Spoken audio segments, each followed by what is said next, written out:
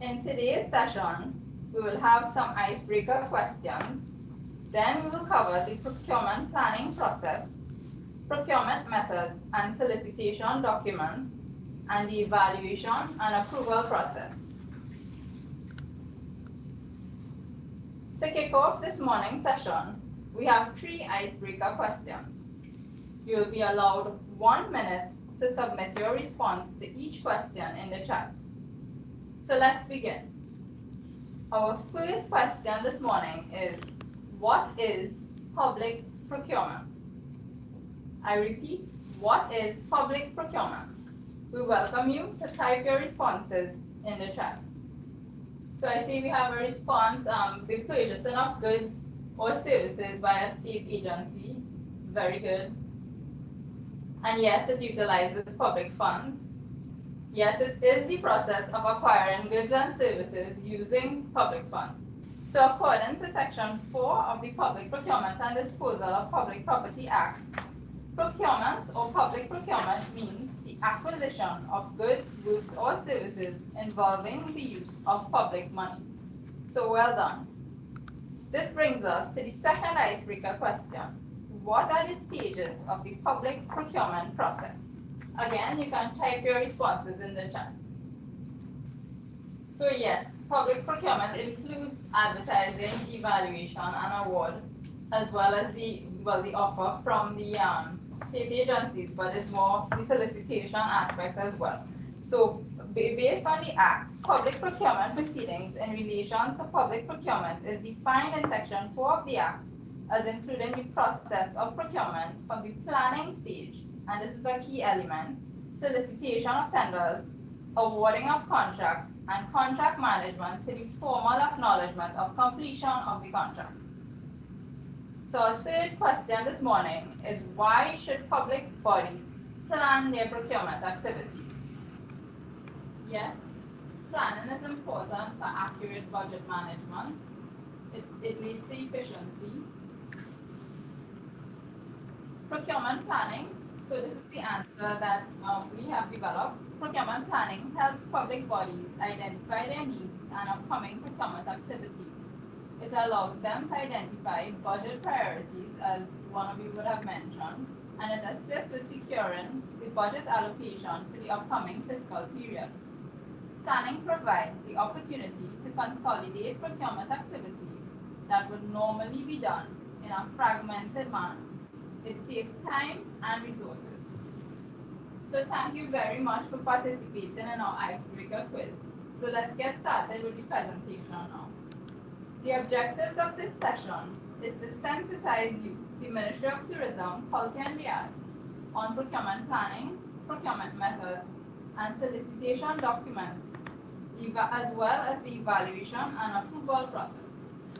We will now explain procurement planning and how it relates to the public procurement process, as well as why and how it should be done.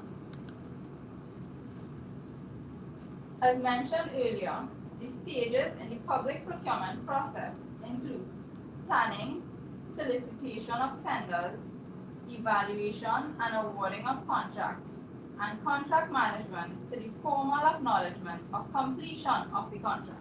So as discussed, procurement planning is the first stage in the procurement process, but very often in the case to acquire goods, and services, public bodies do not take the time to plan their procurement activities. This results in delays, increased costs, poor quality goods and services, and overall poor performance. With this in mind, let us consider the impact that planning can have on our procurement process. So why should public bodies plan? Procurement planning is a key management instrument and a prerequisite for successful procurement implementation. It provides the opportunity to identify the goods, or services that are required based on your organization's strategic objectives. Procurement planning facilitates more efficient and effective use of public funds and improves chances of achieving your objectives. According to the UN Procurement Practitioners Handbook 2006, Early and accurate planning is essential to avoiding last-minute, emergency, or ill-planned procurement.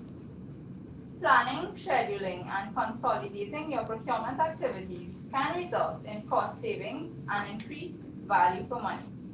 In fact, the best opportunity for achieving value for money in procurement is provided at the planning stage. Procurement planning facilitates sound judgment and the selection of the most suitable procurement approach. It requires public bodies to obtain a greater understanding of the market or supply base, identify risks, and facilitates a review of the procurement process to arrive at a blueprint for execution. Approaching procurement in this way facilitates the selection of the most suitable procurement approach. Procurement planning includes the following stages: annual planning for procurement activities, market research and analysis, procurement portfolio analysis including the development of risk mitigation, procurement and contract management strategies, and detailed planning of individual procurement activities. Now, procurement planning takes place at two levels: the strategic level and the operational level. As a public body, you are required to plan at both levels to optimize the contribution of the procurement function towards achieving your goals. Strategic level planning focuses on developing the annual procurement plan, while operational level planning focuses on the individual procurement activity.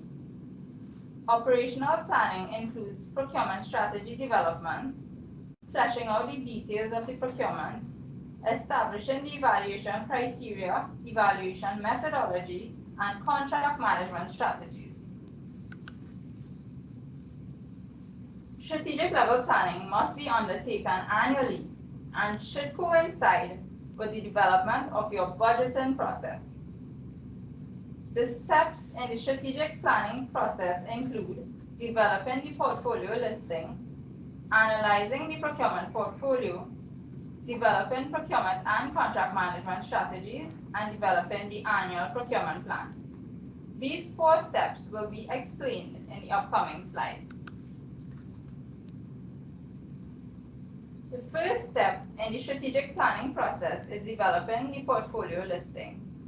The procurement portfolio is the complete listing of items that a public body procures in order to fulfill its mandate. Public bodies must conduct an internal needs analysis and compile a listing of all goods, works, and services required for the upcoming financial year. Procurement activities support the achievement of a public body's mandate.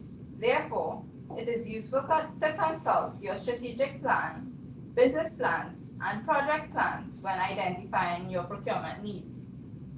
Additionally, the list of items to be procured may be developed using historical information, such as items acquired in a previous planning period, as well as the items identified for the next planning period.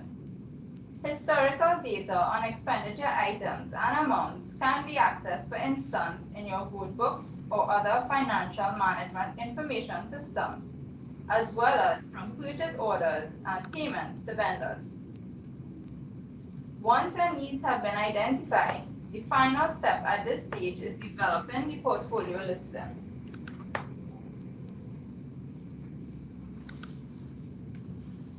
Step 2 in the strategic planning process is analyzing the procurement portfolio. For every item to be procured, you must consider the characteristics of the item to be procured. That is, whether it is simple or complex. That is, for instance, an off-the-shelf good, or whether it requires after-sales services such as preventative maintenance. The relative price of the item, that is, whether it is high price or low price. The supply market conditions, for instance, are there many or few suppliers, or is the item readily available? Do the suppliers or contractors value you as a customer, or are they reluctant to do business with you? When analyzing the procurement portfolio, we must first assess past and projected procurement expenditure for goods, goods, and services. This is known as a spend analysis. This analysis is done using the relevant payables data from the public body's financial management information system, which should be representative of all the invoices passing through the system for the review period. Key aspects of the spend analysis include the description of goods, goods, and services procured, as well as the amount spent on each item, and the entire procurement portfolio during the period under review. A comparison of historical spending on each item with the planned expenditure for the next planning period. The methods used to purchase the goods, goods, and services, the suppliers of the goods, goods, and services, and the geographical location of the suppliers, that is, whether they are local, regional, or international suppliers. At the end of this exercise, then you will have a comprehensive picture of the procurement procedures implemented in the period under review. After the spend analysis, you must analyze the difficulty and risk associated with securing these goods, goods, and services. This process is known as a risk analysis.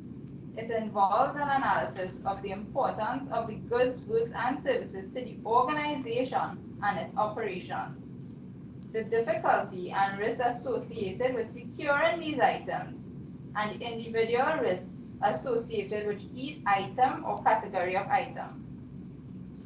The final step in analyzing the procurement portfolio is developing a procurement profile which identifies the projected procurement expenditure level and the level of risk associated with procuring each category of goods in the form of a matrix. For additional information on the tools to use to analyze the procurement portfolio, you can access the General Guideline Basic Procurement Handbook 2021 on the OPR's website under the Resources tab. The next step in the planning process is developing procurement and contract management strategies. The diagram illustrates a matrix in which the procurement items are categorized in 4 quadrants based on risks of supply and relative expenditure.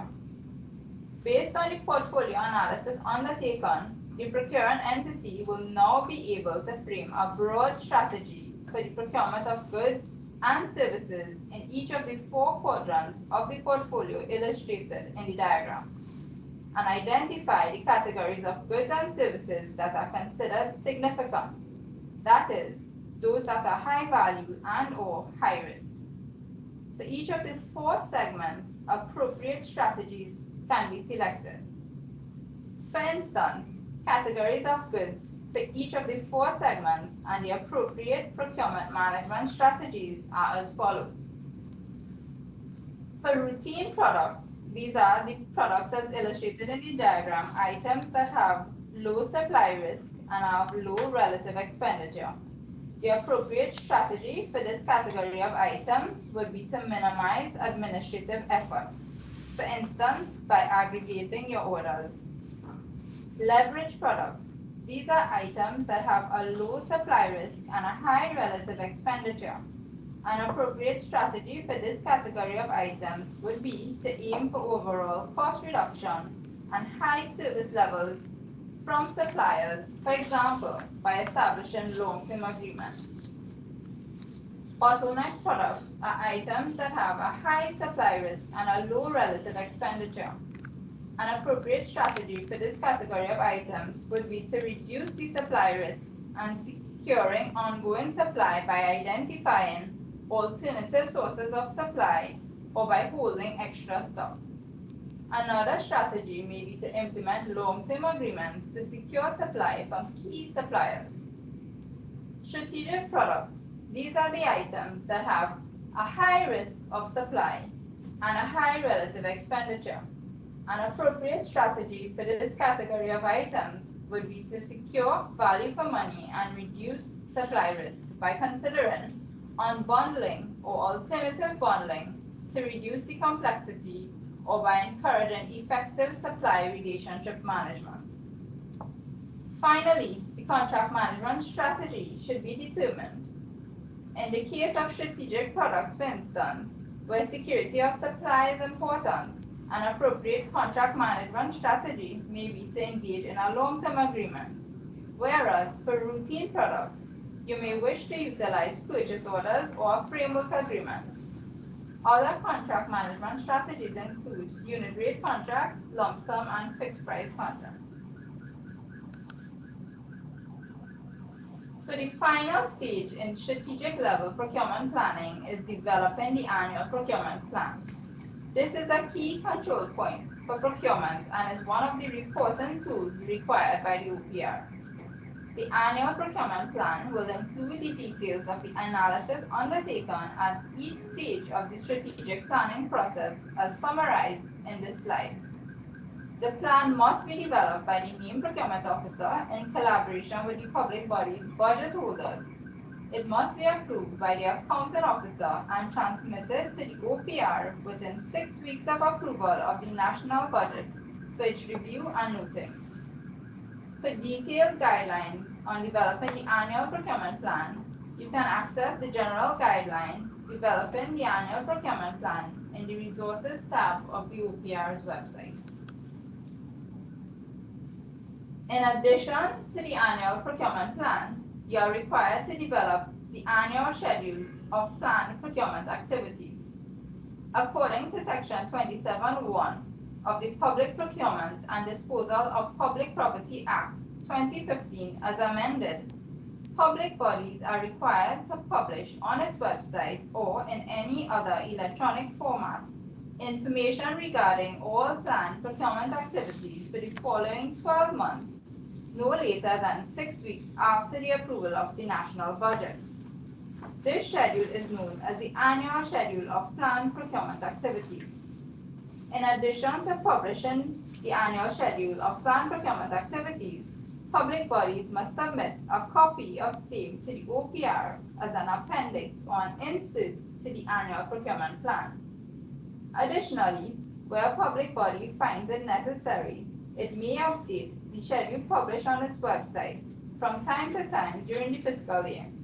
However, the updated schedule must be submitted to the OPR within 3 working days of approval by its management. Public bodies shall also provide a printed copy of the annual schedule of planned procurement activities to potential suppliers or contractors or any member of the public upon request and payment of a prescribed fee. The fee shall be in alignment with the cost of reproducing and, where applicable, transmitting the printed schedule to the requester. The annual schedule of planned procurement activities shall be prepared and published in the format illustrated here. It is one of the outputs of the strategic planning process and provides potential suppliers and contractors and the general public with an idea of the procurement activities a public body has planned for the upcoming 12 months. It includes a brief project description, key timelines, details of the procurement method to be used, and the contract type. However, it does not include the value of the procurement activity. To access a video recording on webinars hosted by the OPR on the annual procurement planning process, visit the Media Center of the OPR's website. Now remember, the annual schedule of planned procurement activities is a document outlining the anticipated procurement activities of a public body for the upcoming fiscal period. It must be submitted to the OPR as an insert or an appendix to the annual procurement plan. It must be published on the public body's website no later than 6 weeks after the approval of the national budget. It does not include the value of the procurement activity, and it can be updated during the fiscal year. We now turn to the operational level procurement planning. Operational procurement planning must be conducted for each item or spend category identified in the procuring entity's procurement portfolio. It involves the process of developing the procurement strategy and enables the entity to consider how to best meet the identified needs. As part of the operational planning process, public bodies must capture the details of its procurement strategy for each acquisition in the procurement strategy development template. To undertake this exercise, there are two templates available, one for high-risk, high-value procurement activities and another for low-risk, low-value activities. Both templates can be accessed in the Resources tab of the OPR's website. Procurement strategy development enables the procurement action to be undertaken in a manner most likely to achieve the planned outcomes. Procurement strategy development is structured to ensure that adequate consideration is given to the available procurement tools and approaches at the planning stage. This mitigates the potential for the procurement action to be conducted in a manner that does not achieve the objects of the Act. So what does procurement strategy development entail? Procurement strategy development involves an analysis of the requirement or demand analysis, an assessment of stakeholder needs and issues, and a market analysis to understand, for instance, the structure of the market and the degree and type of competition, as well as the entity's value as a customer. It clearly defines the procurement strategy options considered and evaluates the pros and cons of same. It recommends the preferred strategy, illustrating how it best satisfies the procurement objectives and how the procurement action will be managed to achieve these objectives. The procurement strategy must also include an implementation plan, including all steps in the process, such as soliciting, receiving, and evaluating offers. As you would recall, an element of the procurement planning process is selecting the most appropriate procurement method and solicitation type. In this section, we will take you through the different procurement methods, the factors to consider when selecting a procurement method, the different types of solicitation documents, and the contents of these documents. The General Guideline, Procurement Methods and Procedures outlines the range of procurement methods that are available for use by public bodies and the conditions for their use. These methods are categorized into bidding-based methods, RFP-based methods, and other methods. Bidding-based methods include open bidding, limited bidding, two-stage bidding, and open framework agreements. Bidding-based methods require that the procuring entity develops a description of the subject matter of the procurement based on the technical specifications. This allows the procuring entity to retain control and responsibility for the technical solution. I will now briefly explain each of the methods identified here. First, let's discuss open bidding. Open bidding is based on an invitation to bid that is advertised nationally or in appropriate cases regionally or internationally.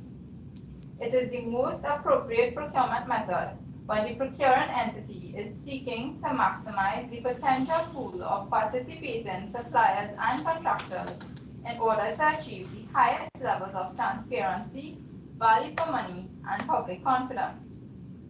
According to the Public Procurement and Disposal of Public Property, Procurement Methods and Procedures Regulations 2021, a public body shall utilize open bidding unless the complexity of the procurement or market conditions render another method more appropriate for achieving best value for money. Limited bidding. A public body engages in limited bidding when it does not publicly advertise a procurement opportunity, but instead restricts the number of suppliers or contractors who are invited to make a submission. Limited bidding may be used where the subject of the procurement, by reason of its highly complex or specialized nature, is available from a limited number of suppliers or contractors, or where the time and cost required to examine and evaluate a large number of submissions would be disproportionate to the value of the goods, works, or services being procured. Two-stage bidding is a phased process in which responsive bidders are engaged in refining the statement of needs to obtain the most satisfactory solution.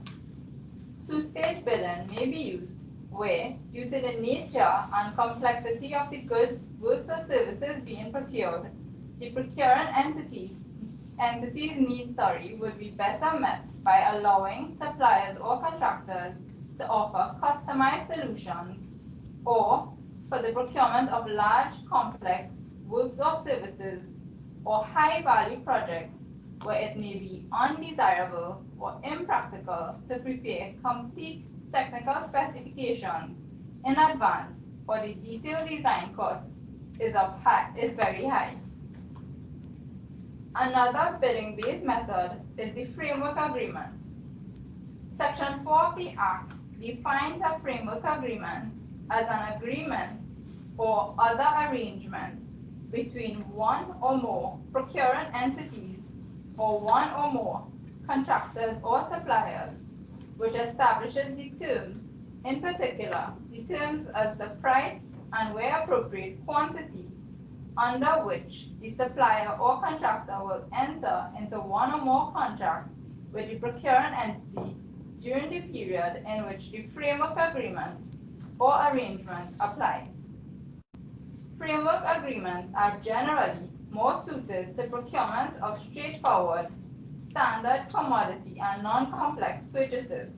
For instance, a procuring entity may establish a framework agreement if it is of the opinion that the needs for the goods, works, or services is expected to arise on a repetitive basis during a given period of time, or the needs for goods, works, or services due to their nature may arise on an urgent basis during a given period of time.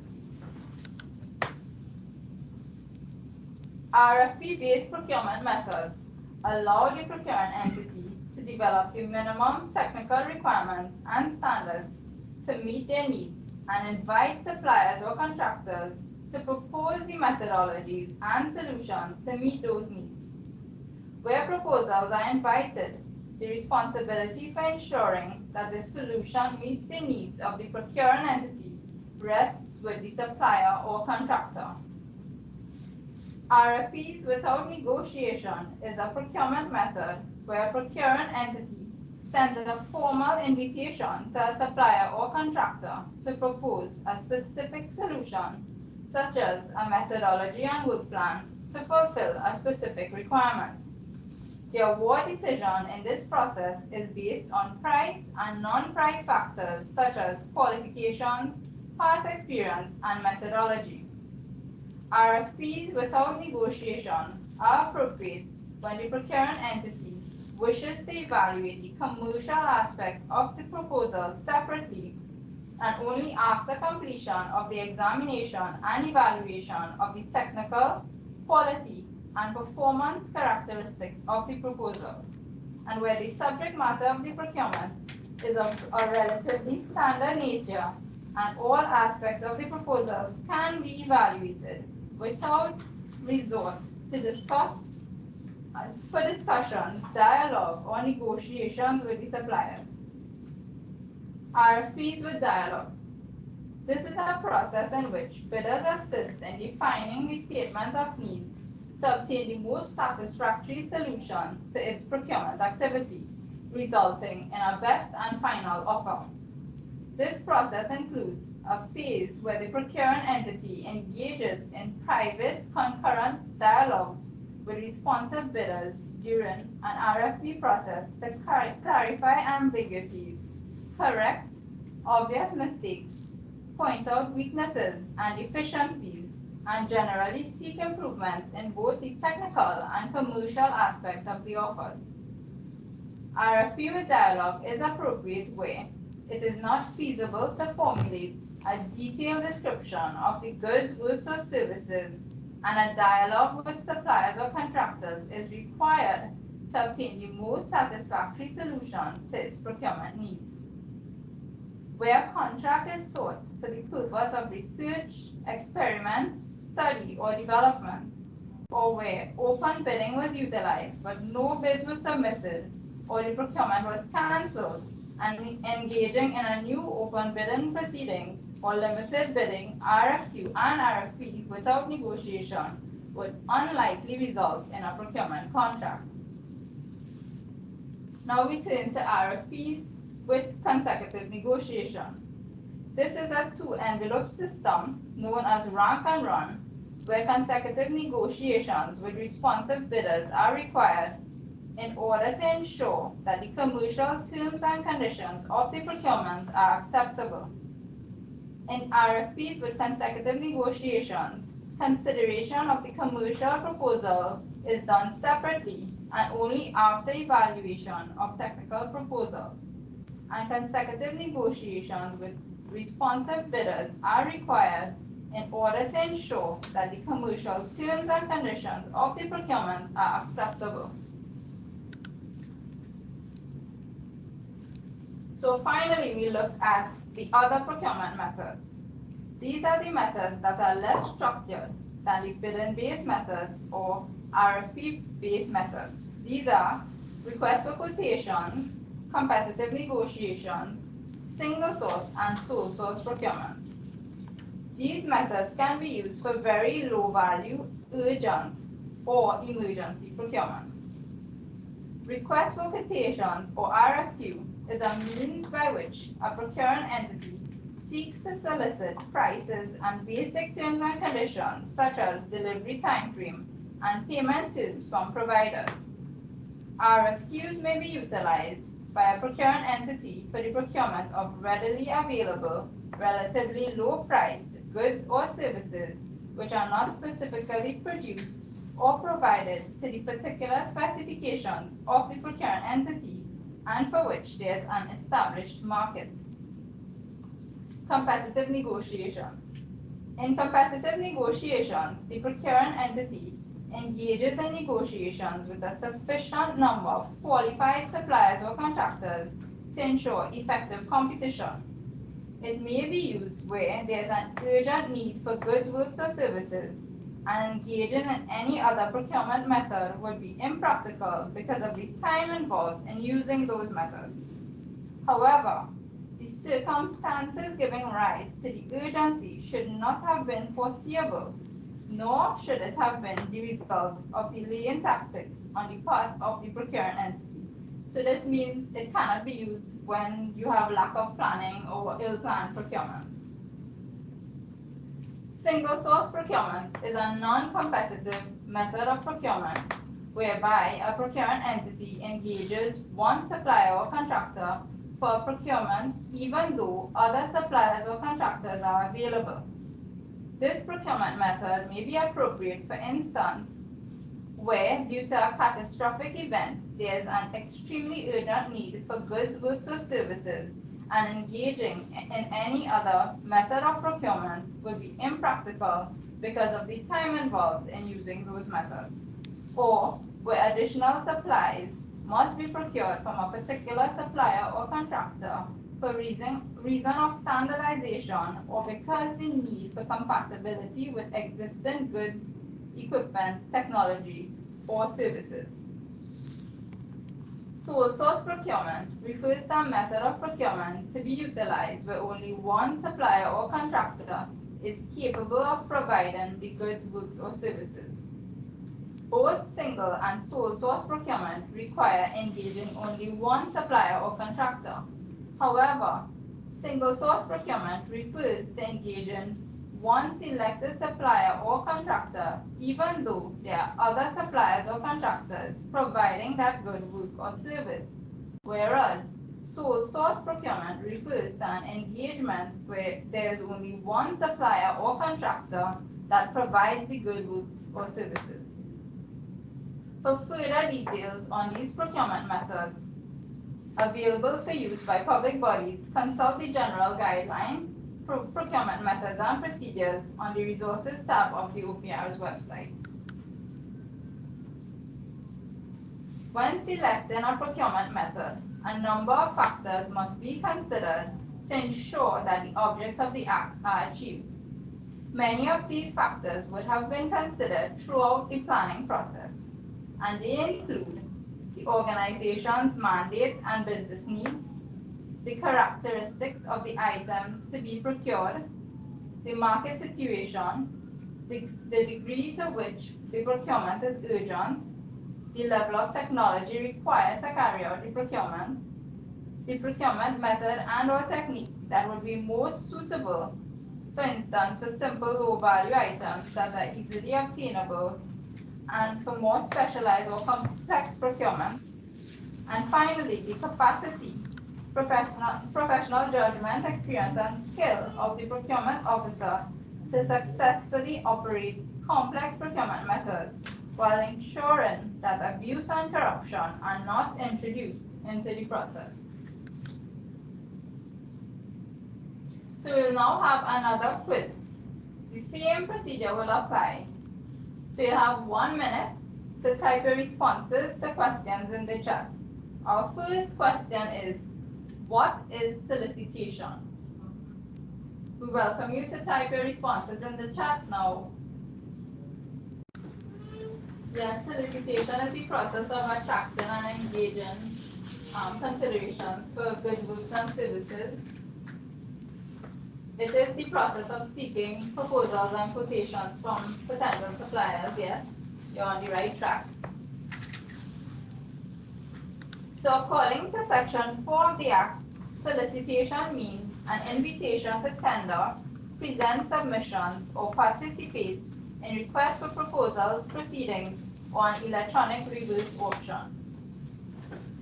Our second question is, what is a solicitation document? You can type your questions in the chat, their responses in the chat, sorry. Yes, the solicitation document is a document detailing the requirements of the procurement activity, including the terms and conditions of the contract. Very good.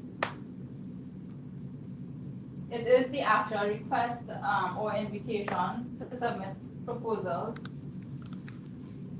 So according to Section 4 of the Act, a solicitation document means a document issued by or on behalf of a procuring entity, including any amendments thereto, that sets out the terms and conditions of the procurement. Our third question in this segment is, what are the types of solicitation documents? Feel free to type your responses in the chat. Yes, you guys are very smart.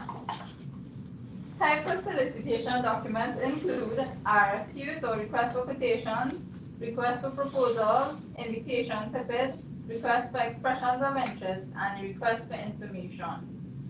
So thanks very much for participating in our quiz, and we will now go through the types of solicitation documents. When planning and executing your procurement activities, the following types of solicitation documents should be considered. Requests for quotations or RFQs can be used for low value, low risk purchases with standard and easily defined requirements. RFPs or requests for proposals can be used to specify what the procuring entity is looking for and invite potential suppliers or contractors to propose a specific solution, which includes a methodology and work plan to fulfill the stated requirements. This is a formal document. An invitation to bid is a request issued by the procuring entity inviting providers to submit a bid for specific goods, goods, or services. An expression of interest is a request issued by the procuring entity to invite potential suppliers or contractors to indicate their interest in participating in an upcoming procurement activity. The request for expression of interest will provide potential suppliers or contractors with a broad scope of services and expected timeline for execution of these services. The request for information, or RFI, is used to obtain general information about goods, services, or providers and is often used prior to specific requisitions for items. So what should be included in bidding documents? Bidding documents should provide suppliers or contractors with all the information that they require in order to make a submission that is responsive to the needs of the procuring entity. Information to be included in bidding documents are the name and time frame, nature and time frame of the procurement, including but not limited to the contractual terms of the procurement and the manner of entry into force of the contract. The required qualifications of suppliers or contractors and the documents required to satisfy these requirements, except where pre-qualification or pre-selection process is utilized. Information relating to site visits or pre-bid meetings where applicable. Instructions for the preparation and submission of tenders, including the deadline for making submissions and where applicable, the time and place for opening tenders. Bidding documents shall also include the components to be reflected in the price, the currency in which the tender price may be stated, the exchange rate, and any applicable taxes. It should also include the criterion and methodology for the evaluation of submissions and the selection of the successful supplier or contractor. And this includes the scoring system and its application. For instance, there may be a requirement that bidders attain at least 50% of the scores in each criterion of a technical evaluation and 70% overall. So the details such as these must be clearly specified in your bidding documents. The bid document must also state whether there is a limitation of participation in procurement proceedings in order to promote local industry development and local content if applicable. Bidding documents shall also include grouping of goods, works, or services into lots and packages where applicable, and how the evaluation of the lots and packages would be undertaken, whether alternatives to the technical or contractual specifications would be considered, and if so, how the alternatives would be evaluated. It should include the required validity periods for the bids, the number and acceptable form of a submission, performance, or other security where required, the terms and conditions of the contract to be awarded, and such other matters as may be required by the procuring entity. So I have now reached the end of my portion of the presentation. Thank you for your attention, and we will now take a 10-minute break. When we return, my colleague Ms. Marchan, Samantha Marchan, will take you through the rest of the presentation.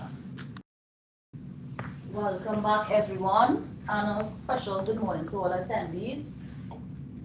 So today I will take you through the evaluation and approval process. So let's delve right in. So what is the evaluation process? The evaluation process used depends on the public procurement method and procedures applied to determine the selected bidder that will be recommended for negotiations and or contract award. So, when developing the solicitation document, the requirements of the goods, works, or services to be procured must be carefully considered to allow the procuring entity to determine the elements that must be evaluated to achieve the project outcome. Now that you know what is the evaluation process and establishing the framework for the evaluation process, we will now go through the evaluation process in its entirety. The evaluation process offers all potential bidders a fair and equitable opportunity for having their proposal reviewed and considered as a potential solution in a manner that is consistent and similar to their competitors. Secondly, it provides the evaluating committee with a clear and concise method for identifying the competent tenders and ultimately the best overall bid. The evaluation process consists of the following key steps: establishing the evaluation criteria, placing the criteria in the proposal document, selecting an evaluation committee, evaluating the proposal using the criteria, and preparing the evaluation report, including a recommendation for award. Now, the evaluation process begins with the establishment of an evaluation criteria. So what is an evaluation criteria, you may ask? Evaluation criteria are the standards and measures used to determine how satisfactory a proposal has addressed the requirements identified in the bidding document. They play a major role in identifying the best overall cost-effective solution to the requirements of the procurement. Once basic evaluation criteria are identified for procurement activity, the procuring entity must decide which criteria will be mandatory and which will be weighted. An effective evaluation criteria are objective, meaning not subject to divergent interpretation, relate to defined requirements, which means all key elements of the project requirements must be covered by the evaluation criteria. Non-discriminatory, which means fair and reasonable, meaning that mandatory and heavily weighted criteria must be justified. Realistic, given the contract nature and/or value. Measurable, use of measurable standards and sub-criteria to simplify evaluation. Economical to use, the application does not consume an unreasonable amount of time or resources. And justifiable, it must make sense, can be justified based on common sense, technical, and legal basis. The evaluation criteria will vary depending on the type of procurement method utilized. Typically, the evaluation criteria will comprise of both price and non-price factors. A non-price factor refers to a factor which is not monetarily quantifiable and is assessed using a scoring or weighting system according to their relative importance in meeting the desired outcome. Non-price factors may include quality of methodology and work plan, relevant experience, and client references. Price factors may be used solely or together with the non-price factors. Their function is to determine which bidder provides the most advantageous bid.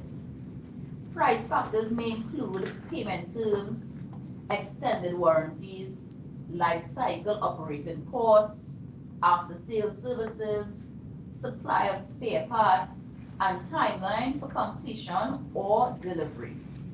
Of note, the procuring entity should ensure that the focus remains on the outcome, as having too many criteria will make the process difficult and costly.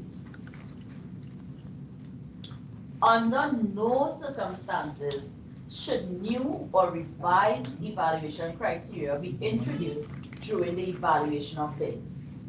It is recommended to consider carefully the method used for selecting the best offer and ensure that suppliers or contractors are requested to provide all the information that might be needed to fully evaluate their bids. Now, once the evaluation criteria is established, it must be included in the solicitation document for transparency and fairness. So let's take a pen here, and before I delve into the meat of my presentation, we have 3 knowledge questions displayed on the screen. I would like to ask all attendees the first question: how many persons an evaluation committee should comprise of at minimum? This will only take a minute, so gather your thoughts and type your response in the chat. How many persons an evaluation committee should comprise of at minimum? I guess we're doing a great job. Are you guys truly prepared for this presentation?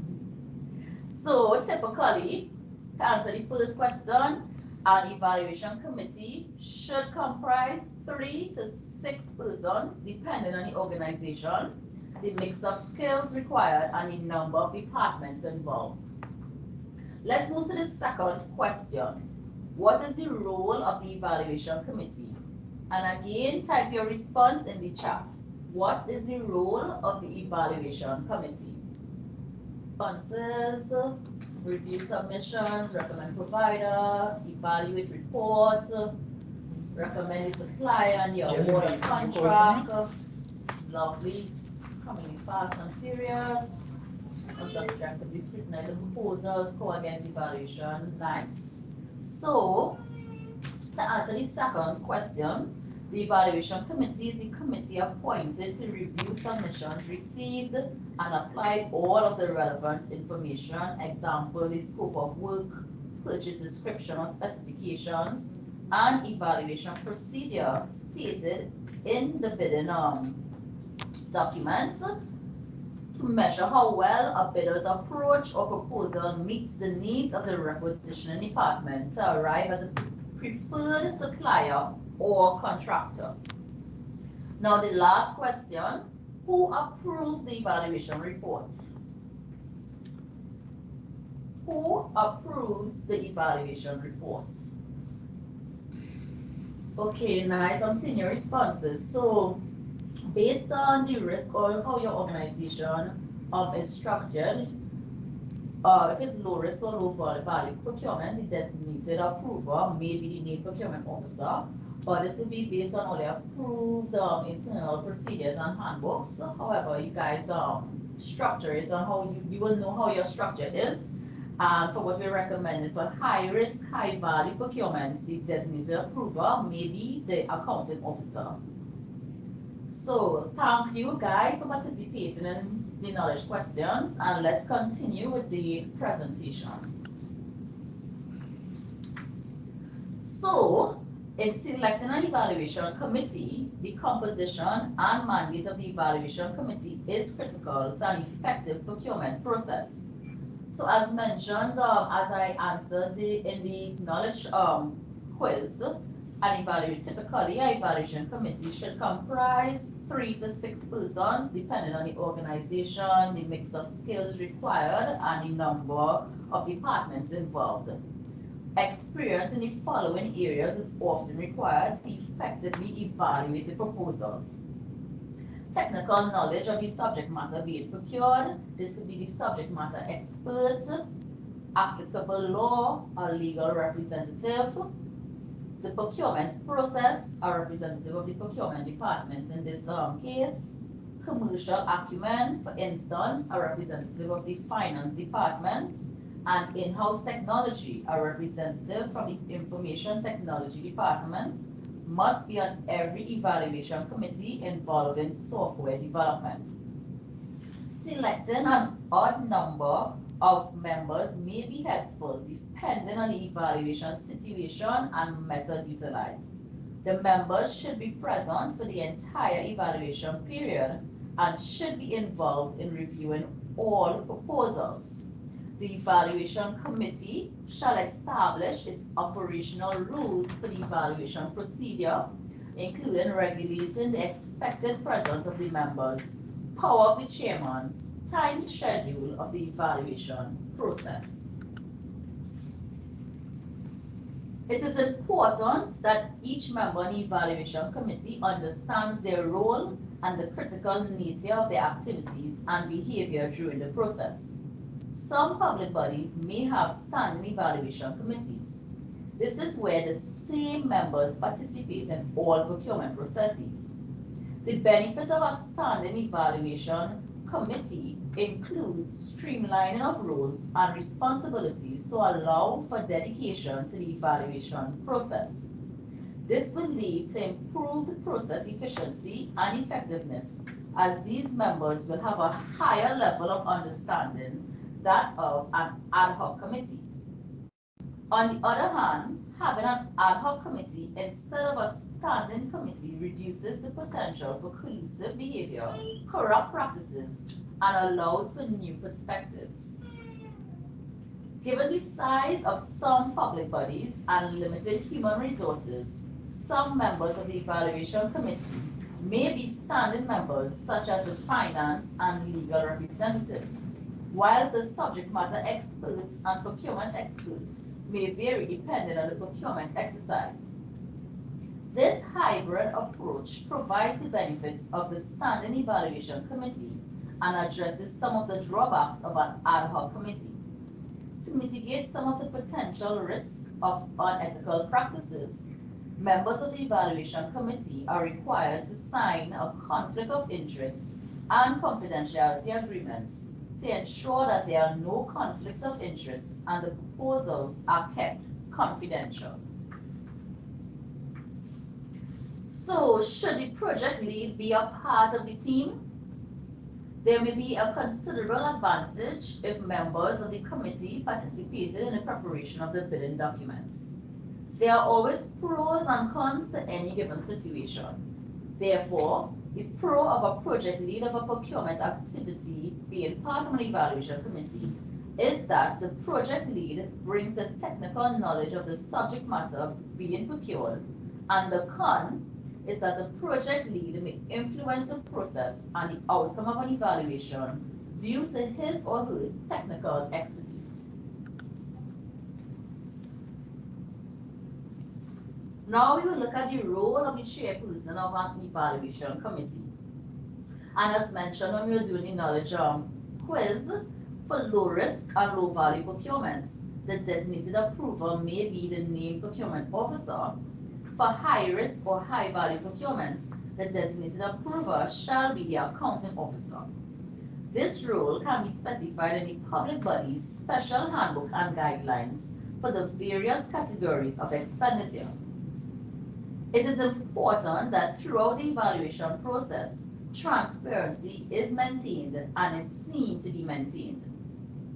It is also important that the evaluation committee deals with the evaluation process and the bidders in a consistent and transparent manner. Applying standard approach eliminates some of the personal bias and takes some of the arbitrariness out of the scoring. A clear and documented audit trail must be provided. All decisions and the reasons for them should be clearly documented, signed by the responsible parties, and filed with the bid documents. Stage 4 of the evaluation process is evaluating the proposals using the criteria. Earlier in the presentation, we will have stressed the importance of specifying the evaluation criteria and methodology in the solicitation documents. This is the criteria that must be used in evaluating proposals. The first step of the evaluation process is the preliminary examination. During this process, each submission is assessed for completeness to determine whether it complies with the mandatory terms and conditions. Any offer that fails to meet these mandatory requirements should be deemed non-responsive and should not be considered further. The preliminary examination includes the following checks. Verification. This involves a review of submissions to ensure that the relevant forms have been appropriately signed by an authorized representative and that the required documents have been provided. Attention should be directed towards deficiencies which, if accepted, would provide an unfair advantage to a bidder. Simple omissions or mistakes caused by human error should not be grounds for rejection of a bid. However, an omission that affects the validity of the bid itself, such as signatures, must not be in question. All copies of the bid should be compared to the original, and in case of discrepancies, the original shall be taken into account, and the fact of the discrepancy should be stated in the evaluation report. Eligibility. If pre-qualification or pre-selection has taken place, only bids from pre-qualified or pre-selected bidders can be considered. Now when we look at bid security, the bidding documents may require the submission of a bid security or bid securing declaration. If required, these should conform to the requirements stated in the bidding document and must accompany the bid. Completeness of the bid. Unless the bidding documents have specifically allowed partial bids or quantities, bids not offering all the required items should be rejected. Erasures, interlineations, additions, or other changes that have been made should be initialed by the bidder. And substantial responsiveness. A determination must be made on the substantial responsiveness of bids. A substantial responsive bid is one that conforms to the terms, conditions, and specifications of the bidding documents without material deviations. Material deviations are those that affect the scope, quality, or performance of work, supply of goods or services, are inconsistent with the bidding documents, the project owner or procuring entity's rights, or the bidder's obligations under the contract, or affect unfairly the competitive position of other bidders presenting responsive bids. The results of the preliminary examination should be included in the evaluation report, and if the bid fails this assessment, the reasons must also be clearly explained.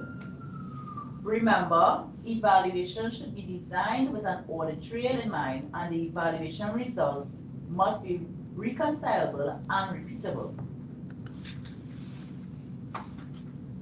During the evaluation process, certain aspects may be found to be unclear or contradictory. In some instances, clarification can be sought in writing, and the evaluation committee must agree on any request for clarification before it is sent. Evaluation committees must take great care when seeking clarification. There is often a very fine line between gaining clarification of existing information and allowing a bidder to modify or add to the existing bid submission.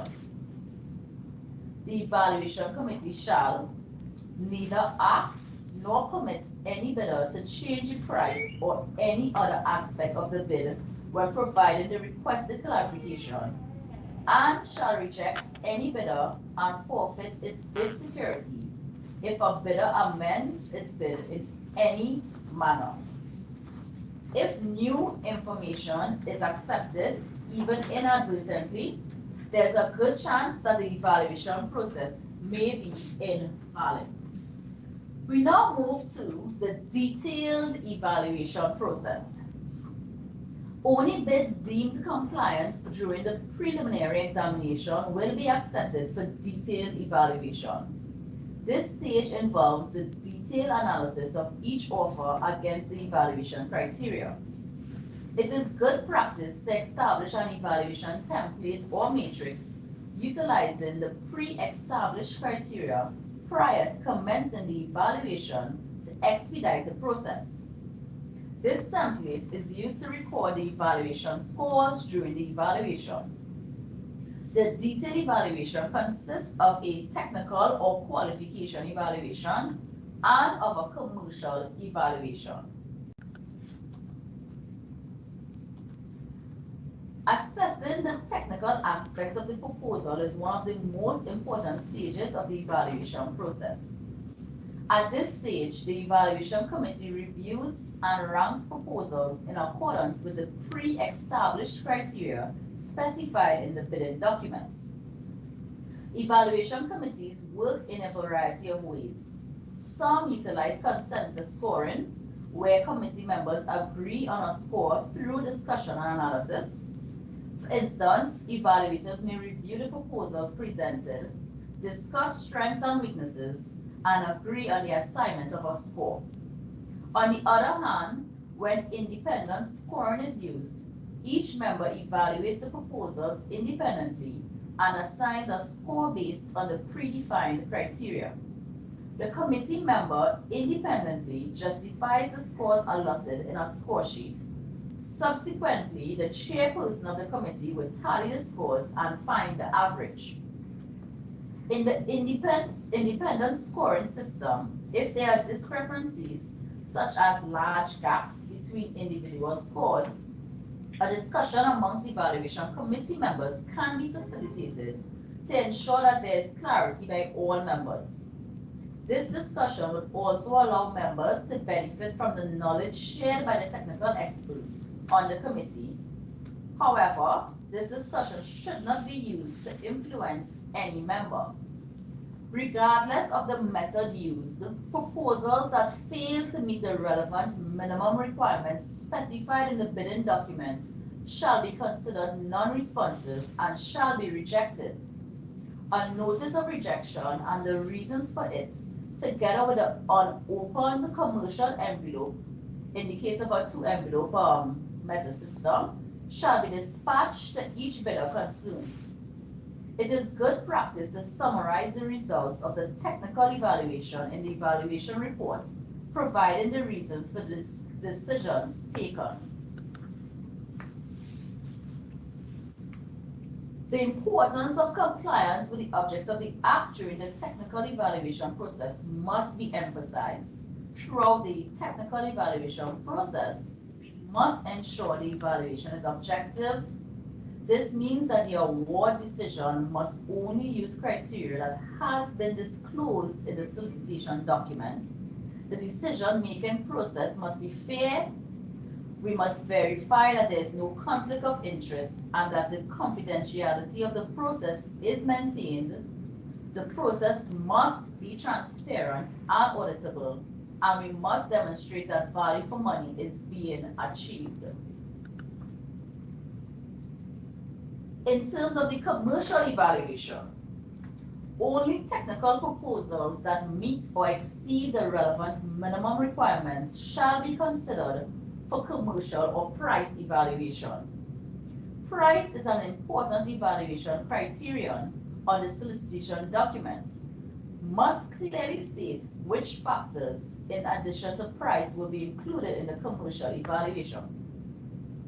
During the commercial evaluation, the committee examines the offered price and takes into consideration discounts and corrects computational or arithmetic errors in the bids. When correcting or arithmetic errors, supplier or contractor shall be notified of the correction and be requested in writing to agree to the correction. A bidder that does not accept the correction shall be rejected and its bid security, if any, may be forfeited. Also, for comparative purposes, if bids are priced in more than one currency, they are converted to a single currency for evaluation. The exchange rate used should be consistent with the source specified in the bidding documents. Finally, proposals are analyzed, compared, and ranked based on the evaluation method being used. A commercial bid evaluation helps ensure the best and most cost-effective deal possible by ensuring that everyone understands the price of the requirements. It allows for clarification and ensuring that there is clear agreement on the price. It also allows for the identification of issues upfront, the opportunity to take steps to resolve them, and gives you the opportunity to negotiate terms.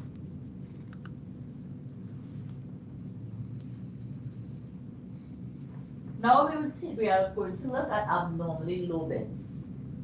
During the commercial evaluation process, the evaluation committee may determine that a bid is abnormally low. So you may ask yourself, What is an abnormally low bid? It is a bid in which the price, in combination with other elements of the submission, is so low in relation to the subject matter of the procurement such that it raises concerns with the procuring entity as to the ability of the supplier or contractor that presented it to perform the procurement contract.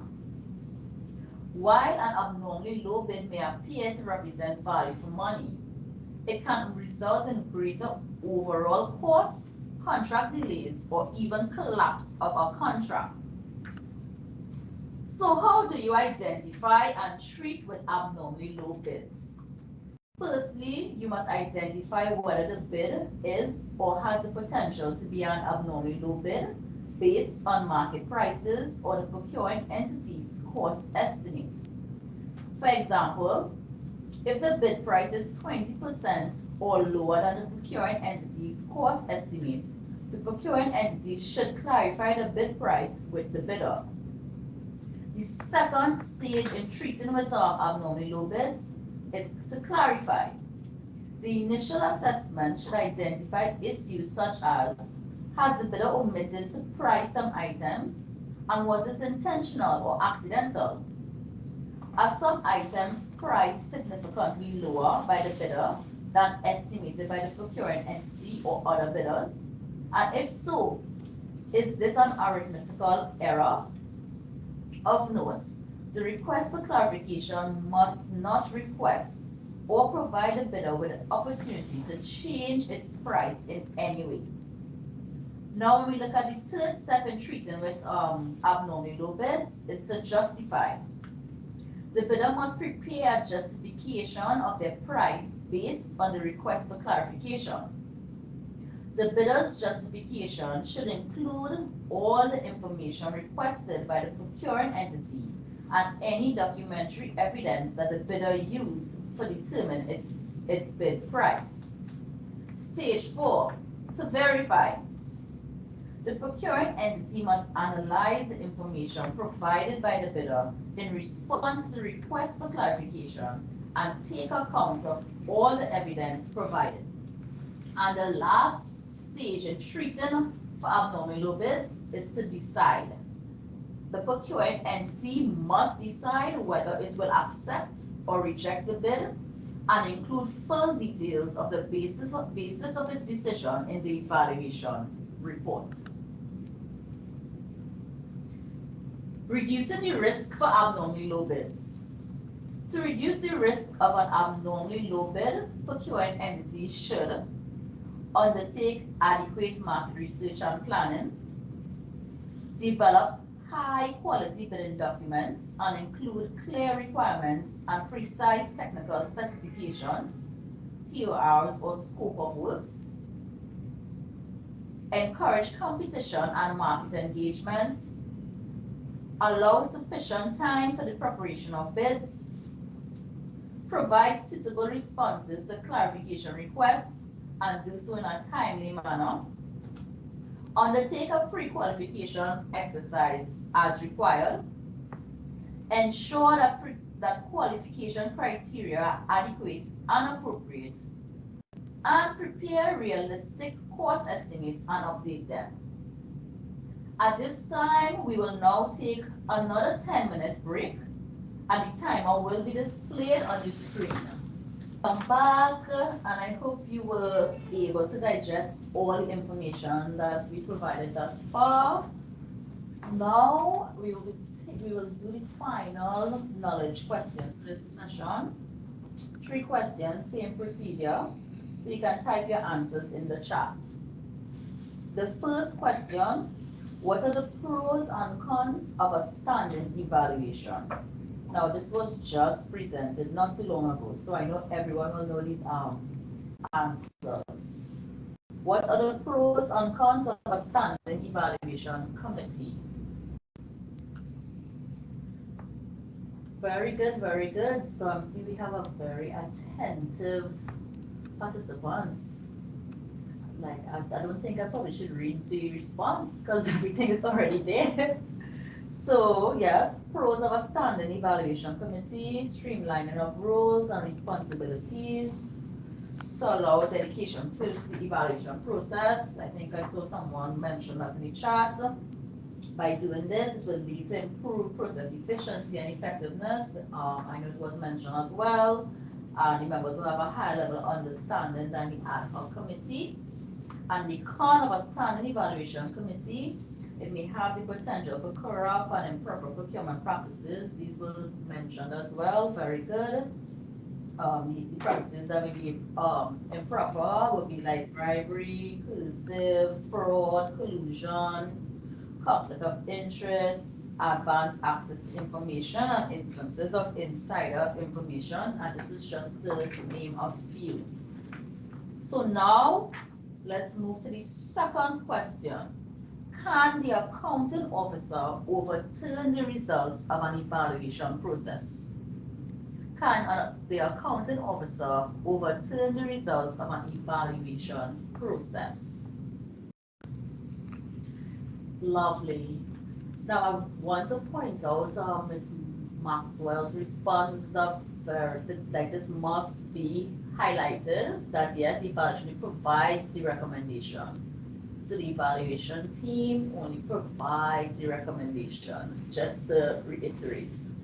Very good. So to answer the second question, yes, where the accounting officer identifies procedural irregularities in the procurement proceedings, he or she can ask for a review or even overturn the recommendation of the evaluation committee. And the Procurement and Disposal Advisory Committee, also referred to as PDAC, where applicable, because they also recommend as well to the accounting officer. So where this is done, the accounting officer must provide the reasons for such in writing to the named procurement officer, and the procurement proceedings file must be returned to the NPO with evidence, supporting information, and a request that the issue or issues be addressed, if applicable. Everything must be documented in the evaluation report, which this will display transparency.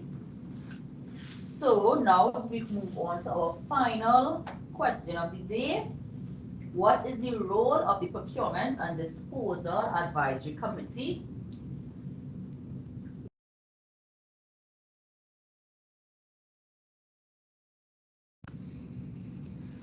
Okay, so before I answer the final question, just to highlight on one of the responses, where was to purchase and dispose within a legal framework.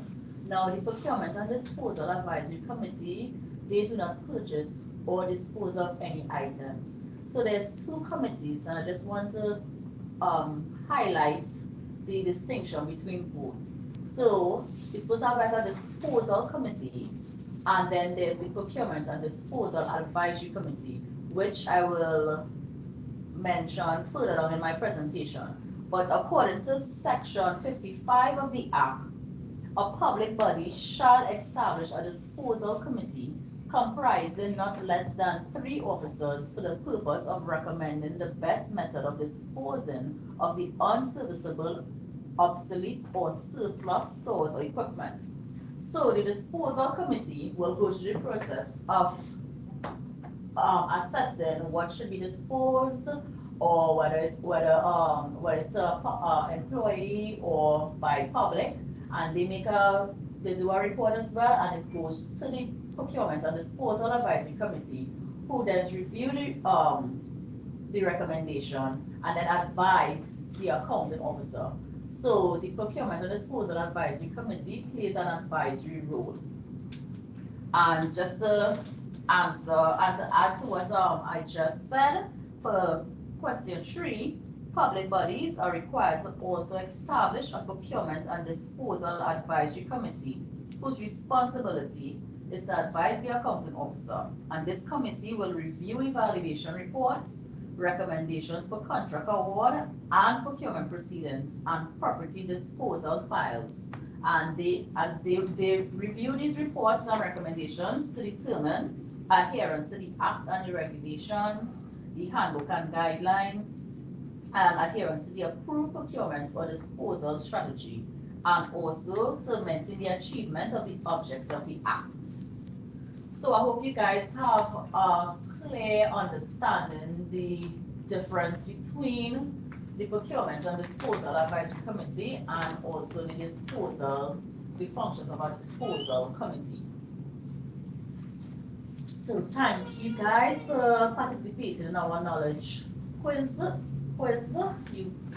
You were very interactive. I really appreciate the responses. And now I will continue to the remainder of my presentation. So stage 5 of the evaluation process is the preparation of the evaluation report. A template of an evaluation report is also provided in the resources tab of the OPR's website.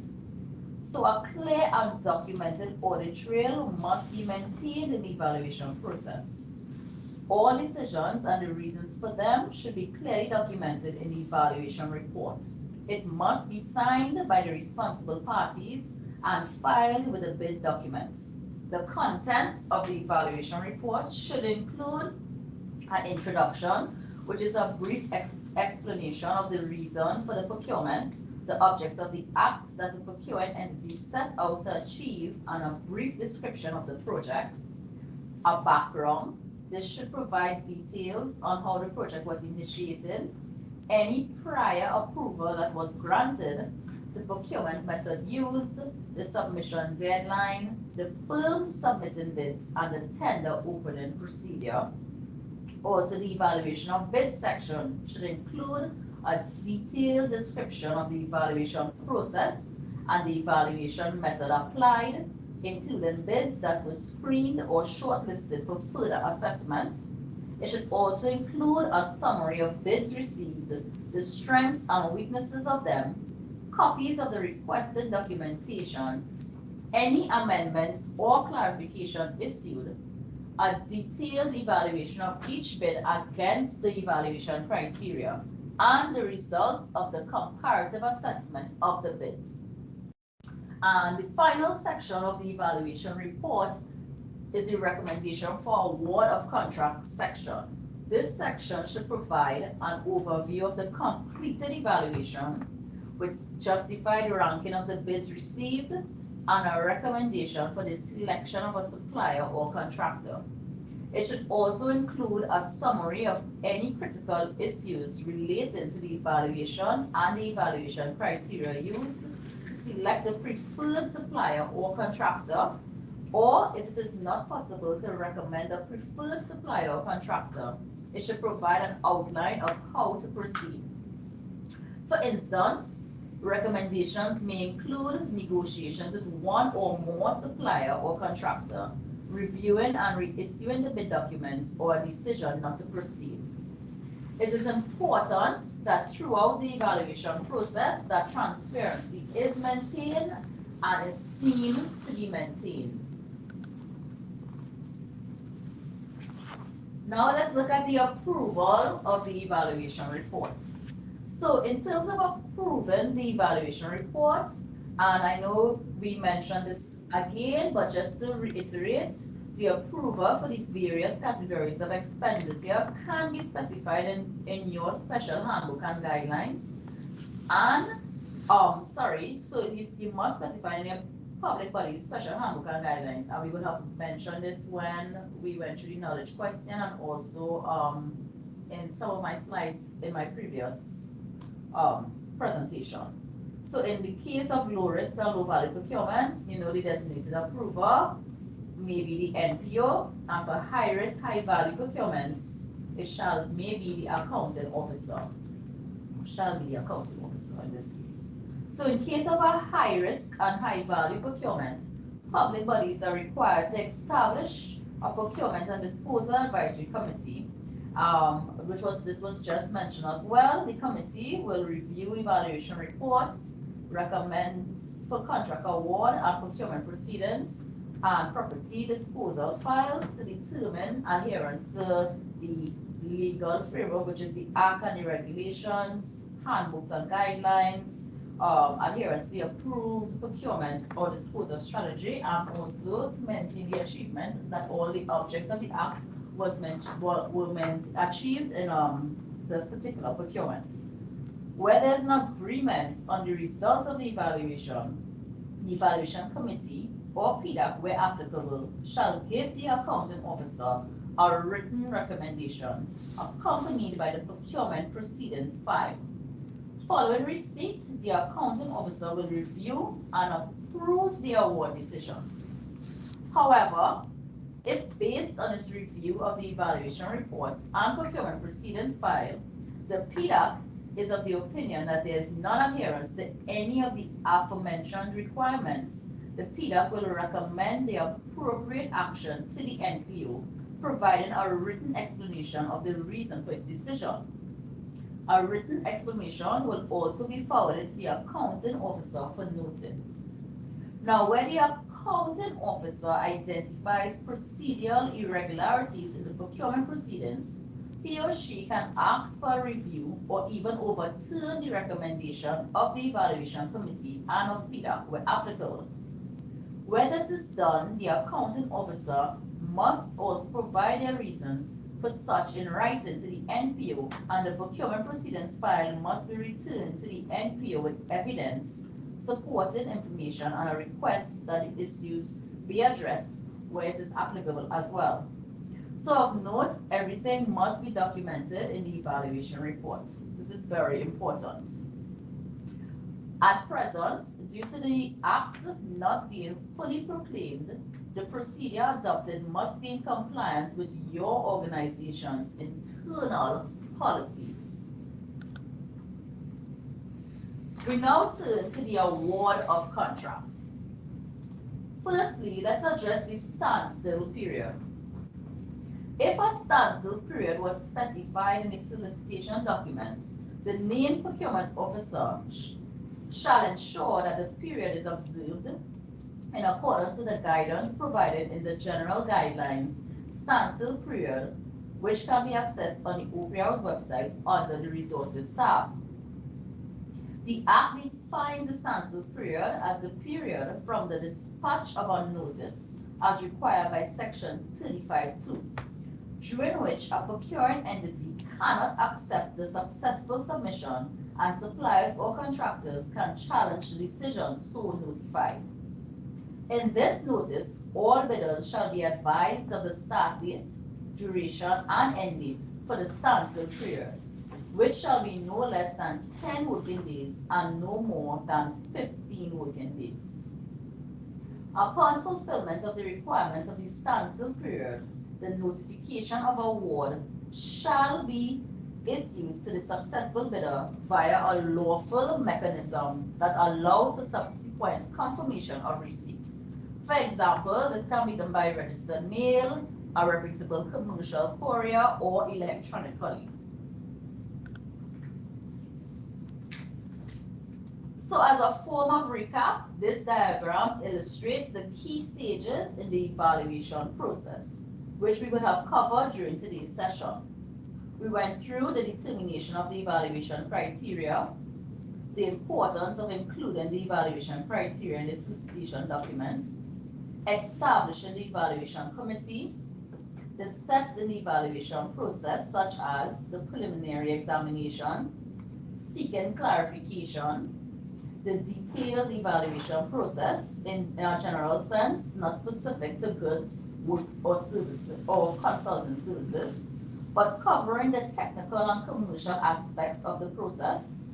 We also address the treatment of abnormally low bids, the approval process, and the award of contract.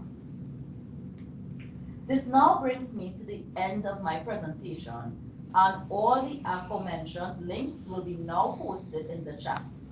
At this point, I wish to thank you for your kind attention, and we will now address any questions you may have. Thank you.